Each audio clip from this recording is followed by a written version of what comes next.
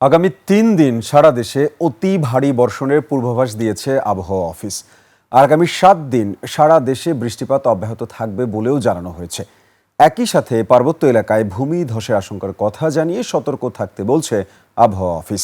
এদিকে ফেনীর মুহুরী নদী সহ সিলেট বিভাগের কয়েকটি নদী বিপদসীমা দিয়ে প্রবাহিত হতে পারে বলে জানিয়েছে বন্যা পূর্বাভাস কেন্দ্র।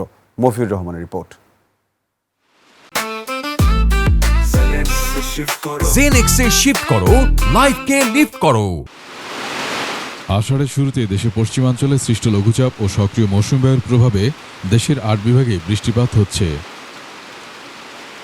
আগামী ৩ দিন সারা দেশে ভারী থেকে অতি ভারী বর্ষণ হবে বলে জানিয়েছে আবহাওয়া অফিস। তবে আগামী ৭ দিন ধরে সারা দেশে বৃষ্টির পূর্বাভাসও রয়েছে। নেক্সট ৭২ ঘন্টার জন্য বাংলাদেশে ৮টা ডিভিশনে ভারী থেকে অতি ভারী বর্ষণ হতে পারে। তবে এর ভিতরে সবচেয়ে বেশি বৃষ্টির সম্ভাবনা রয়েছে খুলনা, বরিশাল, চট্টগ্রাম, ঢাকা, সিলেট এই রিজনে। তবে আপাতত ধরেন আগামী ৭ দিন কম বেশি বৃষ্টি হবে। এর ফলে পার্বত্য এলাকায় ভূমিধসের সতর্কতা জারি করেছে আবহাওয়া অফিস। রাঙ্গামাটি, খাগড়াছড়ি, কক্সবাজার, বান্দরবন এইসব জায়গায় যেহেতু অতি ভারী বর্ষণ হতে পারে এবং ওইসব জায়গায় ভূমিধসের সম্ভাবনা রয়েছে। এর সাথে আমরা আরও বলেছি, বিশেষ করে দুটা বড় মেগা সিটি চট্টগ্রাম ও ঢাকার জন্য এটা অতি ভারী বর্ষণ কারণে অস্থায়ীভাবে জলাবদ্ধতা হতে পারে। ভারী বৃষ্টির প্রভাবে দেশে সব নদ নদী এরই মধ্যে টইটুম্বুর। বন্যা পূর্বাভাস কেন্দ্র বলছে, উত্তর পূর্বাঞ্চলে কিছু নদী ও ফেনীর মুহুরী নদী বিপদসীমা দিয়ে প্রবাহিত হতে পারে।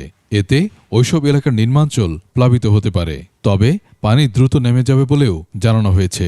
ফেনী জেলার মুহুরী নদী এবং সিলেট জেলার সারিগোয়াইন নদী, সুনামগঞ্জ জেলার জাদুকাটা নদী, নেত্রকোনা জেলার সোমেশ্বরী নদী ইত্যাদি সতর্ক সীমায় প্রবাহিত হওয়ার সম্ভাবনা রয়েছে আগামী ৭২ ঘন্টাতে। এবং তবে এছাড়া প্রধান নদ নদীর পানি সমতল বিপদসীমার নিচ দিয়ে প্রবাহিত হওয়ার সম্ভাবনা রয়েছে। পদ্মা, মেঘনা, যমুনা সহ দেশের অন্যান্য সব বড় নদ নদী বিপদসীমার নিচ দিয়ে প্রবাহিত হচ্ছে বলেও জানিয়েছে পূর্বাভাস কেন্দ্র। মফিউর রহমান, ২১ টেলিভিশন, ঢাকা।